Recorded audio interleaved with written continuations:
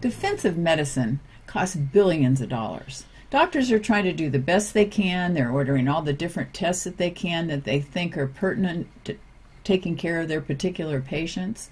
They also are wanting to protect themselves from lawsuits. But all this money for all these tests that are being done, they're driving up healthcare costs, and I don't think we can afford it. No, we can't. I mean, healthcare costs are skyrocketing.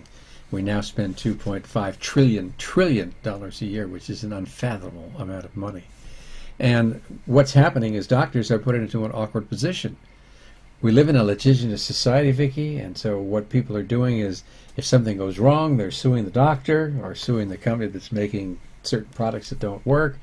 And there's a lot of money spent that way. And doctors, one, don't want to have a reputation for being sued. They don't want to lose the money. They don't want their malpractice rates to go up. So you can't blame them for protecting themselves. Mm-hmm. And at the same time, they're trying to do the best they can. Well, maybe some of it's the fault of the patients for being sued happy. Well, if a patient doesn't do well, okay, something goes wrong, you know, they went to the doctor, they expected them to do the best job that they could, they missed something. How do you protect a doctor in that setting, and how do you protect a patient? And how do you protect the HMO, or how does the HMO is really creating a lot of problems because they have recipes that we follow, and I suppose that a lot of these medical legal problems we're facing now are going to fall on the shoulders of HMOs because they're limiting which tests to do. And we now have recipes that we follow in HMOs that doctors, if they don't follow, they're no longer employable because they lose their jobs. I heard somebody talking the other day about the healthcare reform and that it's going to eventually get to a point where when the doctor goes to the patient's bedside with the nurse, they're going to put in what the patient's diagnosis is, and an answer is going to come back about what they need to order for this patient. That's right. And if the doctor doesn't want to do it, he's fined like huge amounts of money, and if he orders a second thing that they don't recommend, he can be put in jail. Well, these are all things that are being talked about, and what we're trying to do is we're so desperate about saving money that we're going to find a way to do it, and it's going to be at the expense of good medicine, and it can be at the expense of patient care. And doctors will start quitting. Oh, they won't go into the field if that's what's happening, and a lot of us who are in practice will retire, or we'll do something outside of the healthcare system that's controlled by the government or the HMO. So defensive medicine has a place, and it's understandable. I mean, the poor doctors are stuck. You know, I was reading, too, that over $2 billion a year is spent just for orthopedic defensive medicine. Well, that's true. And there was a survey done by the American Academy of Orthopedic Surgeons on 1,200 people. And what they found is 96% of those doctors, when they were surveyed, said that they practiced defensive medicine because of the reasons that we just gave. And it comes to about $2 billion a year. So you're looking at a lot of money. And some of the ways that they spend money in excess, it's about 1/4 of the tests that they do are defensive. So you're looking at 25% of everything that's spent in healthcare in the way of tests being that. 19% was on x-rays, 26% on CT scans, 31% on MRIs, and about 44% on ultrasounds.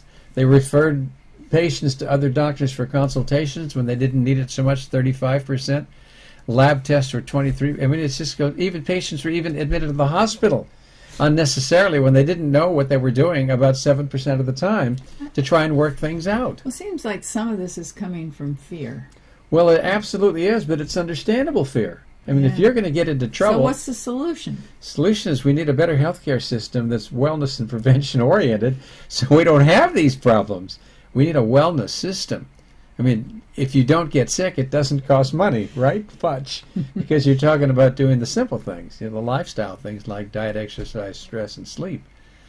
So malpractice is a huge issue, and overspending is a huge issue. And where do you draw the lines? A lot of that depends on where you live. I also think that doctors need to be more clear with their patients about the benefits and the risks of different procedures and treatments and surgeries and things. They actually do, and they have forms, and they have pages that you fill out. But who really reads the forms? Well, you know? How much time can a doctor spend, Vicki?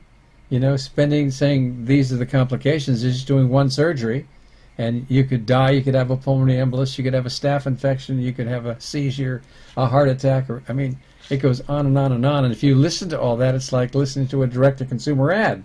that has the violin with all the music going on about all the bad things that can happen. So we don't have a good solution. And also, what if a doctor makes an error, makes a mistake? Is it better if he tells the patient right away, right up front, or keeps it from him? Because I think a lot of doctors, well, I don't think, I've read that a lot of doctors keep it from the patient because they're afraid to tell them. However, they've also found that if they do tell the patient, many times they're less likely to sue. Well, the answer to this problem is have a strong relationship with your patient. Be honest about it. Listen and care. If you'll do those things, when there is something that happens that goes wrong, the patient will understand that you've made it clear up front. You pay your nickel, you take your chances. I think most people are willing to do that. So defensive medicine is going to continue to be a problem. Lawsuits will continue to be a problem until we evolve to a higher level of consciousness in the way we practice medicine so that we're more connected to our patients, more upfront, and interested in prevention and wellness rather than in helping people after they've gotten sick.